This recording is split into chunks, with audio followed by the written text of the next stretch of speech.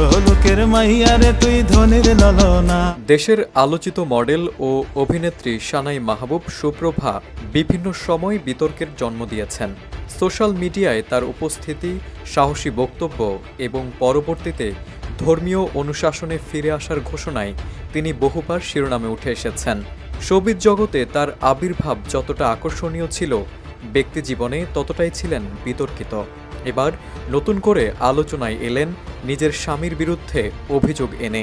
টাকাও চাচ্ছে সে, প্রথমে 19 লাখ টাকা দেওয়ার পরে সে আবার 22 লাখ টাকা চাচ্ছে। বুধবার ঢাকার মহানগর আদালতে সানাই তার স্বামী আবু সালেহ মুসার বিরুদ্ধে যৌতুক দাবি ও তাকে জোর করে দেহ ব্যবসায় নামানোর চেষ্টার অভিযোগে মামলা করেন। সানাইয়ের আইনজীবী জানান, বিবাহের পর অর্থনৈতিক ও মানসিক নিপীড়নের শিকার হয়েছেন সানাই।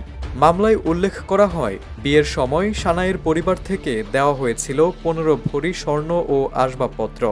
পরবর্তীতে ব্যবসার কথা বলে আরও 19 লাখ টাকা হাতিয়ে নেন তার স্বামী।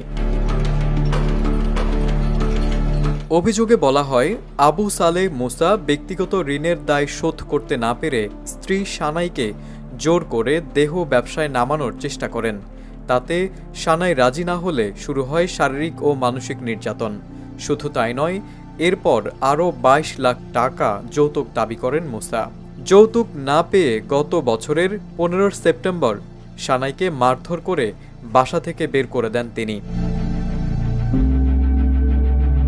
এখানেই শেষ নয়, মামলায় আরও বলা হয়েছে, মুসা পরিবারকে হুমকি দেন, যদি দাবি করা টাকা না দেয়া হয় তাহলে তিনি অন্যত্র বিয়ে করবেন। এমনকি সানাইয়ের পরিবারের সঙ্গে কথাবার্তার সময়ও একাধিকবার যৌতুক দাবি করেন। এ অবস্থায় আইনানুগ ব্যবস্থা নিতে বাধ্য হন সানাই। দেশের আলোচিত এই মডেলের জীবনে ঘটে যাওয়া এই ঘটনা নিয়ে ইতোমধ্যে নেট দুনিয়ায় চলছে আলোচনা সমালোচনা। একজন নারী হিসেবে এমন ভয়াবহ অভিজ্ঞতা প্রকাশ্যে এনে আইনের দ্বারস্থ হওয়ায় অনেকে তার সাহসিকতার প্রশংসা করেছেন।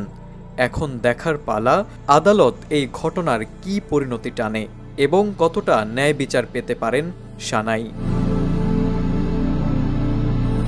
তারেক আজিজ, এটিএন বাংলা।